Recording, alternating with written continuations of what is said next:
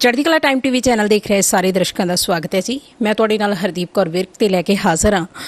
ਅੱਜ ਦੇ ਮੁੱਦੇ ਨੂੰ, ਕਿਉਂਕਿ ਮੁੱਦਾ ਚੱਲ ਰਿਹਾ ਹੈ ਜੂਨ ਦਾ ਮਹੀਨਾ ਹੈ ਤੇ ਜੂਨ ਦੇ ਮਹੀਨੇ ਦੇ ਵਿੱਚ ਮੁੱਦਾ ਹੈ ਜਿਹੜੀ ਅਸੀਂ ਗੱਲ ਤੁਹਾਡੇ ਕੋਲ ਰੱਖਣਾ ਚਾਹ ਰਹੇ ਹਾਂ ਕਿ ਜੂਨ ਦੇ ਮਹੀਨੇ ਦੇ ਵਿੱਚ ਸਿੱਖ ਕੌਮ ਦੇ ਉੱਤੇ ਕਿੰਨੇ ਜਿਹੜੇ ਨੇ ਅਤਿਆਚਾਰ ਹੋਏ, ਕਿੰਨੀਆਂ ਵਧੀਕੀਆਂ ਦਾ ਸਾਹਮਣਾ ਸਿੱਖ ਕੌਮ ਨੂੰ ਕੇਂਦਰ ਸਰਕਾਰ ਦੇ ਕਰਕੇ ਝੱਲਣਾ ਪਿਆ। ਇਹ ਜਿਹੜੀਆਂ ਵਧੀਕੀਆਂ ਸੀ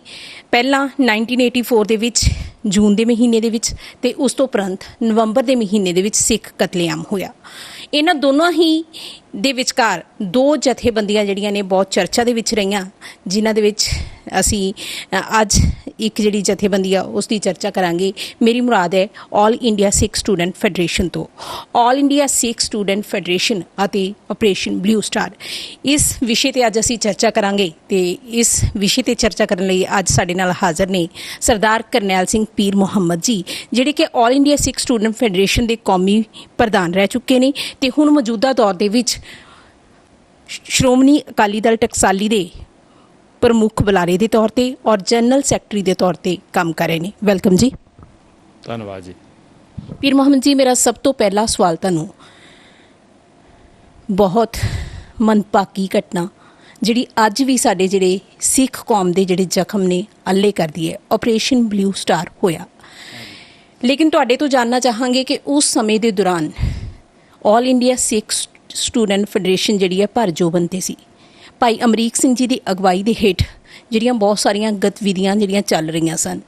ਪ੍ਰਮੁੱਖ ਤੌਰ ਤੇ ਤੁਸੀਂ ਕੀ ਯੋਗਦਾਨ ਸਮਝਦੇ ਹੋ ਕਿ ਜਿਹੜਾ ਹੈਗਾ ਉਸ ਸਮੇਂ ਦੇ ਦੌਰਾਨ ਆਲ ਇੰਡੀਆ ਸਿੱਖ ਸਟੂਡੈਂਟ ਫੈਡਰੇਸ਼ਨ ਨੇ ਆਪਣੀ ਕੌਮ ਦੇ ਲਈ ਪਾਇਆ? ਦੇਖੋ, ਸਭ ਤੋਂ ਮੇਨ ਗੱਲ ਤਾਂ ਇਹ ਆ ਕਿ ਆਲ ਇੰਡੀਆ ਸਿੱਖ ਸਟੂਡੈਂਟਸ ਫੈਡਰੇਸ਼ਨ 13 ਸਤੰਬਰ 1944 ਨੂੰ ਹੋਂਦ ਵਿੱਚ ਆਈ ਸੀ। ਤਾਂ ਜਿਵੇਂ ਤੁਸੀਂ ਜ਼ਿਕਰ ਕੀਤਾ ਹੈ ਕਿ ਦੋ ਜਥੇਬੰਦੀਆਂ ਜਿਨ੍ਹਾਂ ਦਾ ਬੜਾ ਆਪਸੀ ਸੁਮੇਲ ਰਿਹਾ, ਦਮਦਮੀ ਟਕਸਾਲ ਤੇ ਆਲ ਇੰਡੀਆ ਸਿੱਖ ਸਟੂਡੈਂਟਸ ਫੈਡਰੇਸ਼ਨ, ਤੇ ਫਿਰ ਜਦੋਂ 6 ਜੂਨ 1984 ਦਾ ਨੀਲਾ ਸਾਕਾ ਆਪਰੇਸ਼ਨ ਕੀਤਾ ਗਿਆ ਇੰਡੀਅਨ ਗੌਰਮੈਂਟ ਵੱਲੋਂ, ਤਾਂ ਉਸ ਵਕਤ ਇਹ ਜਥੇਬੰਦੀ ਬਹੁਤ ਜ਼ਿਆਦਾ ਚਰਚਾ ਦੇ ਵਿੱਚ ਇਸ ਕਰਕੇ ਆਈ ਕਿ ਇਸ ਦੇ ਪ੍ਰਧਾਨ ਭਾਈ ਅਮਰੀਕ ਸਿੰਘ ਜੀ ਦੀ ਅਗਵਾਈ ਦੇ ਵਿੱਚ ਜਿੰਨੇ ਵੀ ਆਲ ਇੰਡੀਆ ਸਿੱਖ ਸਟੂਡੈਂਟਸ ਫੈਡਰੇਸ਼ਨ ਦੇ ਉਸ ਵੇਲੇ ਦੇ ਟੌਪ ਦੇ ਲੀਡਰ ਸਨ, ਉਹ ਸਾਰੇ ਉਸ ਵਕਤ ਦਰਬਾਰ ਸਾਹਿਬ ਕੰਪਲੈਕਸ ਦੇ ਅੰਦਰ ਸਨ ਔਰ ਉਹਨਾਂ ਨੇ ਸੰਤ ਜਰਨੈਲ ਸਿੰਘ ਜੀ ਖਾਲਸਾ ਪਿੰਡਰਾਂ ਵਾਲਿਆਂ ਨਾਲ ਮੋਢਾ ਲਾ ਕੇ ਉਹ ਜਿਹੜਾ ਜ਼ੁਲਮੀ ਹਮਲਾ ਸੀ ਉਹਦਾ ਟਾਕਰਾ ਕੀਤਾ। ਤੇ ਇਸ ਕਰਕੇ ਜਦੋਂ ਵੀ ਨਵੰਬਰ 1984 ਦੀ ਗੱਲ ਤਾਂ ਬਾਅਦ ਦੀ ਹੈ, 6 ਜੂਨ 1984 ਦੀ ਜਦੋਂ ਗੱਲ ਆਉਂਦੀ ਹੈ ਤਾਂ ਉਦੋਂ ਆਲ ਇੰਡੀਆ ਸਿੱਖ ਸਟੂਡੈਂਟਸ ਫੈਡਰੇਸ਼ਨ ਦਾ ਨਾਮ ਹਰ ਉਸ, ਜਿਵੇਂ ਆਪਾਂ ਇਤਿਹਾਸ ਦਾ ਕੋਈ ਵੀ ਪੰਨਾ ਉਸ ਵਕਤ ਦਾ ਚੁੱਕ ਲਈਏ ਤਾਂ ਉਹ ਕੋਈ ਉਸ ਵੇਲੇ ਕਿਤਾਬ ਛਪੀ ਹੈ, ਕੋਈ ਇੰਟਰਵਿਊ ਹੋਈ ਹੈ, ਈਵਨ BBC ਦੇ ਜਿਹੜੇ ਮਾਰਕ ਟਲੀ, ਸਤੀਸ਼ ਜੈਕਬ ਵਰਗਿਆਂ ਨੇ ਜਿਹੜੀਆਂ ਉਸ ਵੇਲੇ ਦੀਆਂ ਅੱਖੀ ਡਿੱਠਾ ਹਾਲ ਦਿਖਾਇਆ, ਤਾਂ ਉਹ ਸਾਰਾ ਜਿਹੜਾ ਇਤਿਹਾਸ ਰਚਨ ਦੇ ਵਿੱਚ ਆਲ ਇੰਡੀਆ ਸਿੱਖ ਸਟੂਡੈਂਟਸ ਫੈਡਰੇਸ਼ਨ ਦਾ ਇੱਕ ਬੜਾ ਵੱਡਾ ਯੋਗਦਾਨ ਰਿਹਾ। ਤੇ ਅਸੀਂ ਇਸ ਗੱਲ ਦਾ ਪ੍ਰਾਊਡ ਵੀ, ਮਾਣ ਵੀ ਮਹਿਸੂਸ ਕਰਦੇ ਹਾਂ ਕਿ ਫੈਡਰੇਸ਼ਨ ਨੇ ਸੰਤ ਜਰਨੈਲ ਸਿੰਘ ਜੀ ਖਾਲਸਾ ਪਿੰਡਰਾਂ ਵਾਲਿਆਂ ਦੀ ਅਗਵਾਈ ਦੇ ਵਿੱਚ ਇੱਕ ਜਿਹੜਾ ਪਹਿਲਾਂ ਤਾਂ ਬਾਹਰਲੇ ਲੋਕ ਹਮਲਾ ਕਰਦੇ ਸੀ, ਕਦੀ ਅਬਦਾਲੀ ਆਉਂਦਾ ਸੀ, ਕਦੀ ਮੱਸੇ ਰੰਗੜ ਆਉਂਦਾ ਸੀ, ਕਦੇ ਕੋਈ ਹਮਲਾ ਕਰਦਾ ਸੀ, ਕਦੀ ਕੋਈ ਹਮਲਾ ਕਰਦਾ ਸੀ, ਲੇਕਿਨ ਇਹ ਜਿਹੜਾ ਹਮਲਾ ਸੀ ਇੰਦਰਾ ਗਾਂਧੀ ਦੀਆਂ ਭਾਰਤੀ ਫੌਜਾਂ ਨੇ ਉਸ ਵੇਲੇ ਕੀਤਾ, ਜਦੋਂ ਸਿੱਖ ਕੌਮ ਇਹ ਮਹਿਸੂਸ ਕਰਦੀ ਸੀ ਕਿ ਹੁਣ ਦੇਸ਼ ਦੀ ਆਜ਼ਾਦੀ ਵਾਸਤੇ ਅਸੀਂ ਇੰਨੀਆਂ ਕੁਰਬਾਨੀਆਂ ਕੀਤੀਆਂ, ਇਸ ਦੇਸ਼ ਨੂੰ ਅਸੀਂ ਆਜ਼ਾਦ ਕਰਾਇਆ ਤੇ ਅਸੀਂ ਇੱਕ ਆਜ਼ਾਦ ਦੇਸ਼ ਦੇ ਵਿੱਚ ਰਹਿ ਰਹੇ ਹਾਂ। ਪਰ 6 ਜੂਨ ਦੇ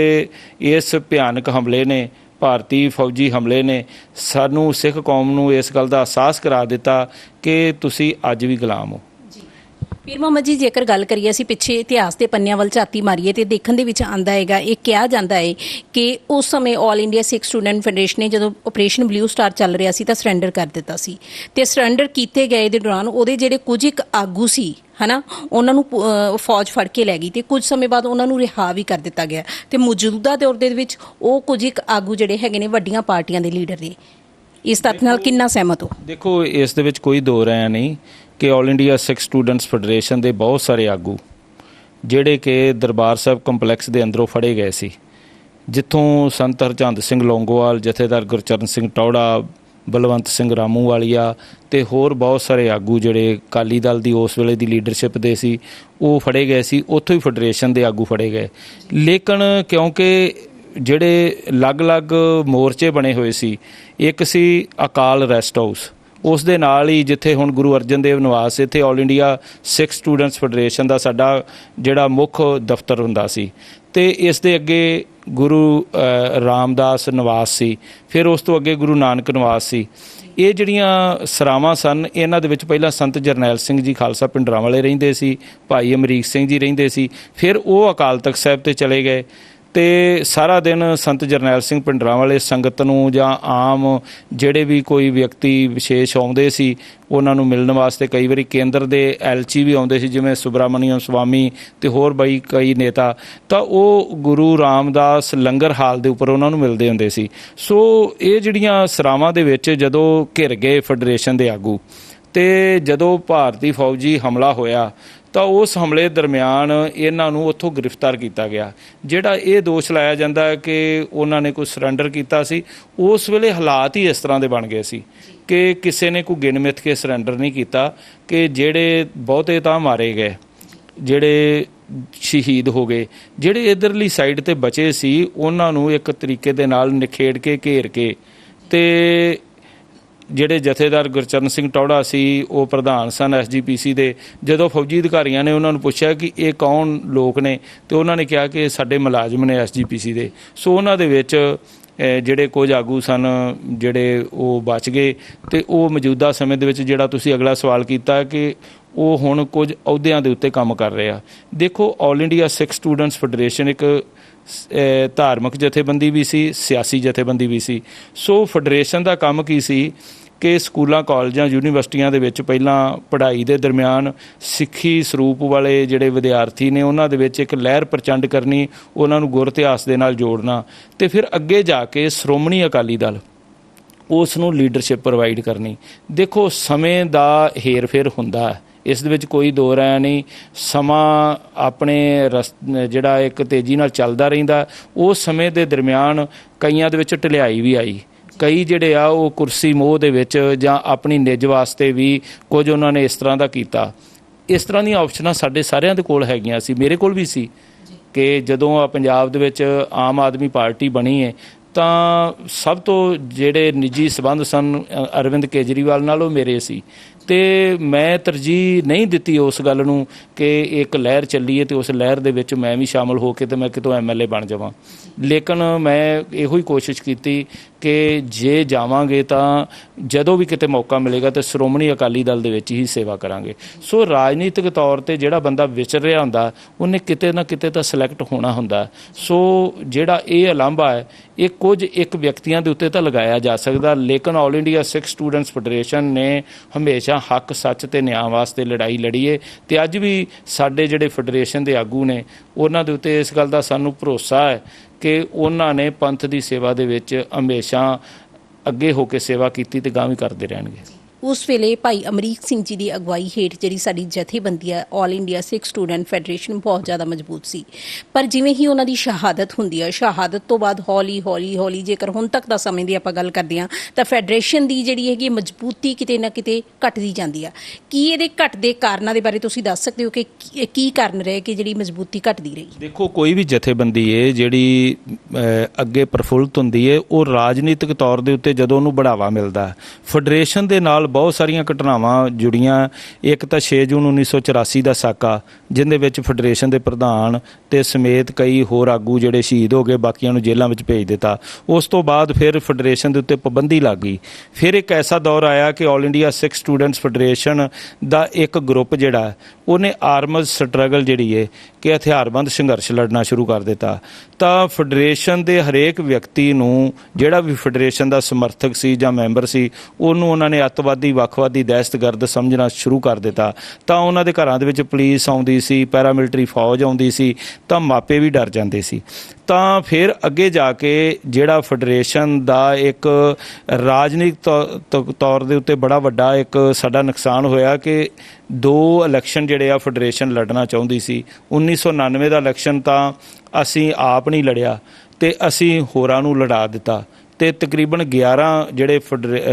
ਆਪਣੇ ਫੈਡਰੇਸ਼ਨ ਦੇ ਸਮਰਥਕ ਉਮੀਦਵਾਰ ਸਨ, ਜਿਨ੍ਹਾਂ ਦੇ ਸਰਦਾਰ ਸਿਮਰਨਜੀਤ ਸਿੰਘ ਮਾਨ, ਭਾਈ ਧਿਆਨ ਸਿੰਘ ਮੰਡ, ਬੀਬੀ ਰਜਿੰਦਰ ਕੌਰ ਬੁਲਾਰਾ, ਬੀਬੀ ਬਿਮਲ ਕੌਰ ਖਾਲਸਾ ਔਰ ਸਰਦਾਰ ਅਤਿੰਦਰਪਾਲ ਸਿੰਘ ਖਾਲਸਤਾਨੀ, ਬਾਪੂ ਸੁੱਚਾ ਸਿੰਘ ਮਲੋਆ, ਇਸੇ ਤਰ੍ਹਾਂ ਹੋਰ ਬਹੁਤ ਸਾਰੇ ਆਗੂ ਜਿਹੜੇ ਆ ਉਹਨਾਂ ਨੂੰ ਅਸੀਂ ਇਲੈਕਸ਼ਨ ਲੜਾਇਆ, ਉਹਨਾਂ ਦੀ ਸਪੋਰਟ ਕੀਤੀ। ਉਦੋਂ ਜੇ ਫੈਡਰੇਸ਼ਨ ਇਲੈਕਸ਼ਨ ਲੜ ਲੈਂਦੀ, ਸਾਡੇ ਵੀ 2-3 ਮੈਂਬਰ ਪਾਰਲੀਮੈਂਟ ਬਣਦੇ, ਤਾਂ ਅੱਗੇ ਜਾ ਕੇ ਰਾਜਨੀਤਿਕ ਤੌਰ ਦੇ ਉੱਤੇ ਇੱਕ ਦਿੱਖ ਕੋਈ ਵੱਖਰੀ ਹੁੰਦੀ। ਫਿਰ ਉਸ ਤੋਂ ਅੱਗੇ ਆ ਗਿਆ 1991 ਦਾ ਸਮਾਂ। ਜਦੋਂ 1991 ਦੇ ਵਿੱਚ ਫੈਡਰੇਸ਼ਨ ਇਲੈਕਸ਼ਨ ਲੜ ਰਹੀ ਸੀ, ਤਾਂ ਉਸ ਵਕਤ ਇਲੈਕਸ਼ਨ ਜਿਹੜੇ ਭਾਰਤ ਦੇ ਉਸ ਵੇਲੇ ਦੇ ਚੋਣ ਕਮਿਸ਼ਨਰ ਸਨ TN ਸੈਸ਼ਨ, ਉਹਨਾਂ ਨੇ ਅੱਧੀ ਰਾਤ ਜਦੋਂ ਵੋਟ ਬਕਸੇ ਵੀ ਜਿਹੜੇ ਪੋਲਿੰਗ ਬੂਥਾਂ ਦੇ ਉੱਤੇ ਪਹੁੰਚ ਚੁੱਕੇ ਸੀ, ਤਾਂ ਉਹਨਾਂ ਨੇ ਇਲੈਕਸ਼ਨ ਜਿਹੜਾ ਉਹ ਰੱਦ ਕਰ ਦਿੱਤਾ। ਉਦੋਂ ਫੈਡਰੇਸ਼ਨ ਦੀ ਸਰਕਾਰ ਬਣ ਰਹੀ ਸੀ। ਫਿਰ 1992 ਦਾ ਸਮਾਂ ਆਇਆ। 1992 ਦੇ ਵਿੱਚ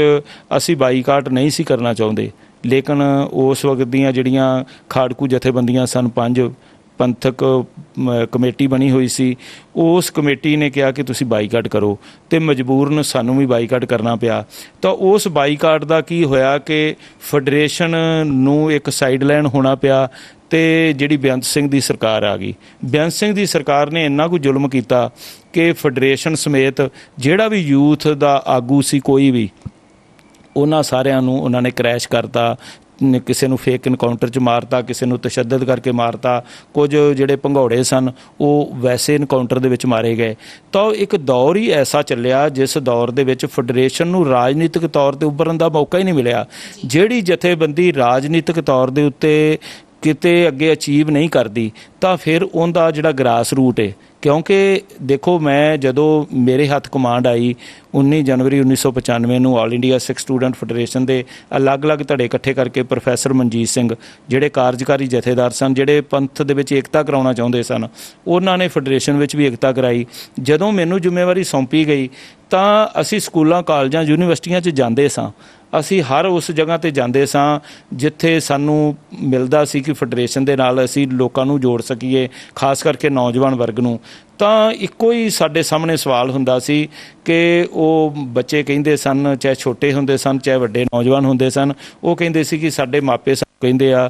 ਕਿ ਤੁਸੀਂ ਪੜ੍ਹਾਈ ਕਰੋ, ਕਿ ਤੁਸੀਂ ਫੈਡਰੇਸ਼ਨ ਦੇ ਜੇ ਮੈਂਬਰ ਬਣੇ ਤਾਂ ਤੁਹਾਨੂੰ ਤੰਗ ਕਰਨਗੇ, ਕਿਉਂਕਿ CID ਇੰਟੈਲੀਜੈਂਸ ਸਾਰਾ ਜਿਹੜਾ ਤਾਮ ਝਾਮ ਸੀ ਸਰਕਾਰ ਦਾ, ਉਹ ਮਗਰ ਲੱਗ ਜਾਂਦਾ ਸੀ। ਤਾਂ ਉਹਨਾਂ ਹਾਲਾਤਾਂ ਦੇ ਵਿੱਚ ਫੈਡਰੇਸ਼ਨ ਦੇ ਨੌਜਵਾਨਾਂ ਨੂੰ ਭੈਭੀਤ ਹੋਣਾ ਪਿਆ, ਉਹਨਾਂ ਦੇ ਮਾਪਿਆਂ ਨੂੰ ਭੈਭੀਤ ਹੋਣਾ ਪਿਆ। ਤਾਂ ਇਹ ਜਿਹੜਾ ਇੱਕ ਰੁਕਾਵਟ ਦਾ ਮੇਨ ਕਾਰਨ ਆਇਆ। ਪਰ ਫਿਰ ਵੀ ਜਿਹੜੀ ਇੱਕ ਫੈਡਰੇਸ਼ਨ ਦੀ ਹੋਂਦ ਨੂੰ ਤੁਸੀਂ ਇਹ ਦੇਖੋ, ਸਭ ਤੋਂ ਮੇਨ ਗੱਲ ਇਹ ਆ ਕਿ ਤੁਸੀਂ ਹਰਦੀਪ ਜੀ ਦੇਖੋਗੇ ਕਿ ਪਿਛਲੇ ਸਮੇਂ ਦੇ ਵਿੱਚ ਕਈ ਜਥੇਬੰਦੀਆਂ ਬਣੀਆਂ। ਫੈਡਰੇਸ਼ਨ ਦੀ ਕਿਤੇ ਨਾ ਕਿਤੇ ਬਦਕਿਸਮਤੀ ਰਹੀ ਹੈ ਕਿ 36 ਸਾਲ ਹੋ ਗਏ ਨੇ, ਉਸ ਤਰੀਕੇ ਦਾ ਲੀਡਰ ਨਹੀਂ ਮਿਲਿਆ। ਦੇਖੋ, ਇਸ ਦੇ ਵਿੱਚ ਜਿਹੜੀ ਲੀਡਰਸ਼ਿਪ ਨੂੰ ਇੱਕ ਮੌਕਾ ਮਿਲਣਾ ਚਾਹੀਦਾ ਕਿ ਉਹ ਕਿਸੇ ਤਰੀਕੇ ਨਾਲ ਸੇਵਾ ਕਰ ਸਕੇ, ਫਿਰ ਹੀ ਉਹਦਾ ਆਭਾਰ ਹੁੰਦਾ। ਸਾਨੂੰ ਜਿੰਨਾ ਕੁ ਮੌਕਾ ਮਿਲਿਆ, ਅਸੀਂ ਉਸ ਮੌਕੇ ਦੇ ਦਰਮਿਆਨ ਅਸੀਂ ਆਪਣੀਆਂ ਸੇਵਾਵਾਂ ਜਿਹੜੀਆਂ ਨੇ, ਕਿਉਂਕਿ ਇੱਕ ਦਾਇਰਾ ਹੈ। ਜਦੋਂ ਭਾਈ ਅਮਰੀਕ ਸਿੰਘ ਸੇਵਾ ਕਰ ਰਹੇ ਸੀ, ਤਾਂ ਉਹਨਾਂ ਦੇ ਪਿੱਛੇ ਸੰਤ ਜਰਨੈਲ ਸਿੰਘ ਭਿੰਡਰਾਂ ਵਾਲੇ ਹਰ ਮੁਕਾਮ ਦੇ ਉੱਤੇ ਉਹਨਾਂ ਨਾਲ ਖੜੇ ਸੀ। ਲੇਕਿਨ ਉਸ ਤੋਂ ਬਾਅਦ ਕੋਈ ਵੀ ਇੱਕ ਲੀਡਰ ਵੀ ਸਾਡੇ ਨਾਲ ਆਣ ਕੇ ਸਾਨੂੰ ਸਹਿਯੋਗ ਦੇਣ ਦੇ ਸਮਰੱਥ ਨਹੀਂ ਹੋ ਸਕਿਆ ਕਿ ਜਿਹੜਾ ਇਹ ਕਵੇ ਕਿ ਤੁਸੀਂ ਨੌਜਵਾਨੋ ਕਾਇਮ ਹੋਵੋ, ਮੈਂ ਤੁਹਾਡੇ ਨਾਲ ਹਾਂ, ਮੈਂ ਤੁਹਾਡੇ ਨਾਲ ਡਟ ਕੇ ਸਾਥ ਦਿਆਂਗਾ। ਇਹ ਵੱਖਰੀ ਗੱਲ ਹੈ ਕਿ ਪਿਛਲੇ ਸਮੇਂ ਦਰਮਿਆਨ ਕੈਪਟਨ ਕਮਲਜੀਤ ਸਿੰਘ ਨੇ ਸਾਡੇ ਨਾਲ ਸਹਿਯੋਗ ਕੀਤਾ, ਸਾਥ ਕੀਤਾ, ਤੇ ਬੜਾ ਵਧੀਆ ਇੱਕ ਫੈਡਰੇਸ਼ਨ ਦੇ ਵਿੱਚ ਇੱਕ ਹਲਾਰ ਆਇਆ। ਤੁਸੀਂ ਵੀ ਦੇਖਦੇ ਰਹੇ ਹੋ, ਅਸੀਂ ਸਾਲਾਨਾ ਵਰ੍ਹੇਗੰਢ ਮਨਾਉਂਦੇ ਸਾਂ ਤੇ ਹਰ ਵਰ੍ਹੇਗੰਢ ਵਿੱਚ ਉਹ ਪਹੁੰਚਦੇ ਸੀ। ਪਰ ਜਿਹੜੀ ਗੱਲ ਇਹ ਆ ਕਿ ਭਾਈ ਅਮਰੀਕ ਸਿੰਘ ਵਰਗੀ ਸ਼ਖਸੀਅਤ, ਜਿਨ੍ਹਾਂ ਦੇ ਜੋ ਸੰਤ ਕਰਤਾਰ ਸਿੰਘ ਜੀ ਖਾਲਸਾ ਭਿੰਡਰਾਂ ਵਾਲਿਆਂ ਦੇ ਹੋਣਹਾਰ ਸਪੁੱਤਰ ਸਨ, ਜਿਹੜੀ ਉਹੋ ਜਿਹੀ ਸ਼ਖਸੀਅਤ ਬਣਨਾ, ਉਹ ਐਵੇਂ ਵਡਿਆਈ ਨਾਲ ਜਾਂ ਆਪਣਾ ਤੁਸੀਂ ਉਹ ਫੁਕਰੇਪਣ ਦੇ ਵਿੱਚ ਕਹਿ ਦਿਓ ਕਿ ਮੈਂ ਬਣ ਜਾਵਾਂਗਾ, ਉਹ ਨਹੀਂ ਬਣਿਆ ਜਾ ਸਕਦਾ। ਉਹ ਸ਼ਖਸੀਅਤਾਂ ਦੇ ਪਿੱਛੇ ਬੜਾ ਵੱਡਾ ਇੱਕ ਇਤਿਹਾਸ ਹੈ। ਲੇਕਿਨ ਜਿੰਨਾ ਕੁ ਸਾਨੂੰ ਸਮਾਂ ਮਿਲਿਆ ਤੇ ਅਸੀਂ ਉਸ ਦੇ ਵਿੱਚ ਕੋਈ ਵੀ ਕਸਰ ਬਾਕੀ ਨਹੀਂ ਛੱਡੀ। ਅਸੀਂ ਤਨ ਮਨ ਧਨ ਦੇ ਨਾਲ ਫੈਡਰੇਸ਼ਨ ਨੂੰ ਅੱਗੇ ਲਗਾਏ ਹਾਂ, ਔਰ ਜਿਹੜੇ ਵੀ ਧੜੇਬੰਦੀ ਹੋਈ ਏ, ਧੜੇਬੰਦੀ ਕਤਾਰਬੰਦੀ ਹੋਈ ਏ, ਉਹਨਾਂ ਨੂੰ ਅਸੀਂ ਸਮੇਂ-ਸਮੇਂ ਵੀ ਕਹਿੰਦੇ ਰਹੇ, ਹੁਣ ਵੀ ਕਹਿੰਦੇ ਹਾਂ ਕਿ ਤੁਸੀਂ ਇਕਜੁੱਟ ਹੋਵੋ, ਕਿ ਫੈਡਰੇਸ਼ਨ ਜਿਹੜੀ ਏ ਉਹ ਅੱਜ ਵੀ ਸਮਰੱਥ ਹੈ ਜੇ ਅੱਜ ਇਕੱਠੀ ਹੋ ਕੇ ਫੈਡਰੇਸ਼ਨ ਇੱਕ ਸੰਘਰਸ਼ ਕਰੇ ਤੇ ਅਸੀਂ ਰਾਜਨੀਤਿਕ ਜਿਹੜਾ ਦ੍ਰਿਸ਼ ਹੈ ਉਹ ਪੰਜਾਬ ਦਾ ਬਦਲ ਸਕਦੇ ਹਾਂ। ਹੋਰ ਬਹੁਤ ਹੀ ਅਹਿਮ ਸਵਾਲ ਜਿਹੜਾ ਪੀਰ ਮੁਹੰਮਦ ਜੀ ਮੈਂ ਤੁਹਾਨੂੰ ਕਰਨਾ ਚਾਹਾਂਗੀ, ਕਿਉਂਕਿ ਜੇ ਗੱਲ ਕਰੀਏ ਭਾਈ ਅਮਰੀਕ ਸਿੰਘ ਜੀ ਦੀ ਸ਼ਹਾਦਤ ਦੀ, ਤਾਂ ਉਹਨਾਂ ਦੀ ਸ਼ਹਾਦਤ ਨੇ ਜਿਹੜਾ ਹੈਗਾ ਕੌਮ ਨੂੰ ਇੱਕ ਜਿਹੜੀ ਹੈਗੀ ਪ੍ਰੇਰਨਾ ਦਿੱਤੀ ਆ, ਇੱਕ ਸੇਧ ਦਿੱਤੀ ਆ। ਲੇਕਿਨ ਇਹ ਗੱਲ ਨੂੰ ਤੁਸੀਂ ਸਵੀਕਾਰ ਕਰਦੇ ਹੋ ਕਿ ਤੁਹਾਡੀ ਫੈਡਰੇਸ਼ਨ ਉਹਨਾਂ ਦੀ ਸੋਚ ਨੂੰ ਔਰ ਉਹਨਾਂ ਦੀ ਸ਼ਹਾਦਤ ਨੂੰ ਜਿਸ ਤਰੀਕੇ ਦੇ ਨਾਲ ਆਮ ਨੌਜਵਾਨ ਦੇ, ਕਿਉਂਕਿ ਜਿਹੜੀ ਫੈਡਰੇਸ਼ਨ ਸੀ ਆਲ ਇੰਡੀਆ ਲੈਵਲ ਦੀ ਜਿਹੜੀ ਫੈਡਰੇਸ਼ਨ ਸੀ, ਉਹਨਾਂ ਦੇ ਘਰ ਤੱਕ ਉਹਨਾਂ ਦੇ ਸੰਦੇਸ਼ ਨੂੰ ਪਹੁੰਚਾਉਣ ਦੇ ਵਿੱਚ ਅਸਫਲ ਰਹੀ ਹੈ? ਨਹੀਂ, ਦੇਖੋ ਫੈਡਰੇਸ਼ਨ ਜੇ ਸਫਲ ਨਾ ਹੁੰਦੀ ਤਾਂ ਜਿੰਨਾ ਉਸ ਤੋਂ ਬਾਅਦ ਅਸੀਂ ਕੰਮ ਕੀਤਾ ਹੈ ਉਹ ਬੜਾ ਵੱਡਾ ਕੰਮ ਸੀ। ਮੇਰੇ ਸਾਹਮਣੇ ਸਭ ਤੋਂ ਵੱਡਾ ਇੱਕ ਚੈਲੰਜ ਸੀ ਕਿ ਸਾਡੀ ਕੌਮ ਦਾ ਐਡਾ ਵੱਡਾ ਨੁਕਸਾਨ ਹੋਇਆ ਨਵੰਬਰ 1984 ਦੇ ਵਿੱਚ, ਤਾਂ ਅਸੀਂ ਆਪਣੀ ਕੌਮ ਨੂੰ ਇਹ ਦੱਸਣ ਵਿੱਚ ਵੀ ਸਫਲ ਨਾ ਹੋ ਸਕੀਏ ਕਿ ਸਾਡੇ ਕਿੰਨੇ ਲੋਕ ਮਾਰੇ ਗਏ ਨੇ। ਅਸੀਂ ਉਸ ਲਈ ਅੰਕੜੇ ਇਕੱਠੇ ਕੀਤੇ, ਦਿੱਲੀ ਗਏ, ਕਾਨਪੁਰ ਗਏ, ਰਿਆਸੀ ਗਏ, ਹੌਂਦ ਚਿੱਲੜ ਵਰਗਾ ਪਿੰਡ ਜਿਹੜਾ ਜਿੱਥੇ ਸਿੱਖਾਂ ਦਾ ਭਿਆਨਕ ਕਤਲੇਆਮ ਕੀਤਾ ਗਿਆ ਸੀ, ਉਹ ਪਿੰਡ ਵੀ ਆਲ ਇੰਡੀਆ ਸਿੱਖ ਸਟੂਡੈਂਟਸ ਫੈਡਰੇਸ਼ਨ ਨੇ ਉਜਾਗਰ ਕੀਤਾ। ਮੈਂ ਤੁਹਾਨੂੰ ਇਹ ਗੱਲ ਕਹਿਣੀ ਚਾਹੁੰਦਾ ਕਿ ਸਮੇਂ-ਸਮੇਂ ਲੀਡਰਸ਼ਿਪ ਦੇ ਵਿੱਚ ਬਦਲਾਅ ਹੁੰਦਾ, ਲੇਕਿਨ ਆਲ ਇੰਡੀਆ ਸਿੱਖ ਸਟੂਡੈਂਟਸ ਫੈਡਰੇਸ਼ਨ ਦੇ ਪਲੇਟਫਾਰਮ ਤੋਂ ਅਸੀਂ ਜੋ ਵੀ ਚੰਗਾ ਕਰ ਸਕਦੇ ਸੀ ਉਹ ਅੱਜ ਤੱਕ ਕੀਤਾ ਤੇ ਕਰਦੇ ਰਹਾਂਗੇ। ਸੋ ਤੁਹਾਡੀ ਗੱਲਬਾਤ ਕਰਵਾਈ ਅਸੀਂ ਸਰਦਾਰ ਕਰਨੈਲ ਸਿੰਘ ਪੀਰ ਮੁਹੰਮਦ ਜੀ ਦੇ ਨਾਲ। ਬੇਸ਼ੱਕ ਇਹਨਾਂ ਦੀ ਜੋ ਕੰਮ ਸਿੱਖ ਕਤਲੇਆਮ ਦੇ ਦੋਸ਼ੀਆਂ ਨੂੰ ਜਿਹੜਾ ਸਜ਼ਾ ਦਿਵਾਉਣ ਦੇ ਲਈ ਜੋ ਘਾਲਣਾ ਘਾਲੀ ਦਿੱਲੀ ਦੇ ਵਿੱਚ ਜਾ ਕੇ ਮੀਟਿੰਗਾਂ ਕੀਤੀਆਂ, ਉਹਦਾ ਜਿਹੜਾ ਪੁਰਾਤਨ ਜਿੰਨੇ ਆંકੜੇ ਸੀ ਉਹ ਸਾਰੀਆਂ ਚੀਜ਼ਾਂ ਇਕੱਠੀਆਂ ਕੀਤੀਆਂ, ਇਹਦਾ ਸਿਰਾ ਸਰਦਾਰ ਕਰਨੈਲ ਸਿੰਘ ਪੀਰ ਮੁਹੰਮਦ ਨੂੰ ਬੇਸ਼ੱਕ ਜਾਂਦਾ ਹੈ। ਲੇਕਿਨ ਨਾਲ ਦੀ ਨਾਲ ਇੱਥੇ ਇਹ ਕਹਿਣਾ ਜ਼ਰੂਰ ਬਣਦਾ ਹੈ ਕਿ ਧੜਿਆਂ ਦੇ ਵਿੱਚ ਵੰਡੀ ਹੋਈ ਫੈਡਰੇਸ਼ਨ ਕਿਤੇ ਨਾ ਕਿਤੇ ਜਿਹੜੀ ਜੋ ਮਜ਼ਬੂਤੀ ਉਸ ਸਮੇਂ ਆਪਰੇਸ਼ਨ ਬਲੂ ਸਟਾਰ ਦੇ ਵੇਲੇ ਜਿਹੜੀ ਜਥੇਬੰਦੀ ਦੀ ਸੀ ਉਹ ਨਹੀਂ ਰਹੀ। ਇਸ ਦੇ ਨਾਲ ਹੀ ਮੈਨੂੰ ਹਰਦੀਪ ਕੌਰ ਵਿਰਕ ਨੂੰ ਤੇ ਮੇਰੇ ਨਾਲ ਸਰਦਾਰ ਕਰਨੈਲ ਸਿੰਘ ਪੀਰ ਮੁਹੰਮਦ ਨੂੰ ਦਿਓ ਇਜਾਜ਼ਤ। ਵੇਖਦੇ ਰਹੋ ਚੜ੍ਹਦੀ ਕਲਾ ਟਾਈਮ TV ਚੈਨਲ।